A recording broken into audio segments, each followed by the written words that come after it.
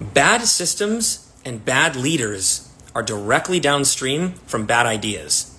For more on this, let's read from the so-called godmother of the modern political right herself. See what she has to say about it. From primordial mysticism to this referring to the philosophy expressed by Immanuel Kant, which directly led to that assault on our epistemology by Donald Trump last night. From primordial mysticism to this, its climax, the attack on man's consciousness, and particularly on his conceptual faculty, has rested on the unchallenged premise that any knowledge acquired by a process of consciousness is necessarily subjective and cannot correspond to the facts of reality, since it is processed knowledge. Make no mistake about the actual meaning of that premise. It is a revolt, not only against being conscious, but against being alive. Since, in fact, in reality, on Earth, every aspect of being alive involves a process of self-sustaining and self-generated action. Notice her obsessive and attentive caveating. All knowledge is processed knowledge, whether on the sensory, perceptual, or conceptual level.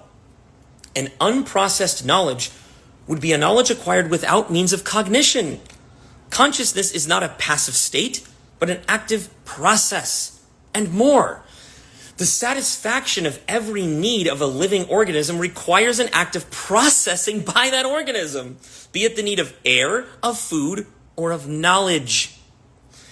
No one would argue, at least not yet, that since man's body has to process the food he eats, no objective rules of proper nutrition can ever be discovered, that true nutrition has to consist of absorbing some ineffable substance without the participation of a digestive system.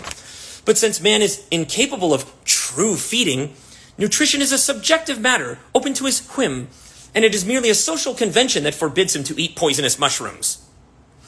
No one would argue that since nature does not tell man automatically what to eat, as it does not tell him automatically how to form concepts, he should abandon the illusion that there is a right or wrong way of eating, or he should revert to the safety of the time when he did not have to trust objective evidence, but could rely on dietary laws prescribed by supernatural power. No one would argue that man eats bread rather than stones purely as a matter of convenience.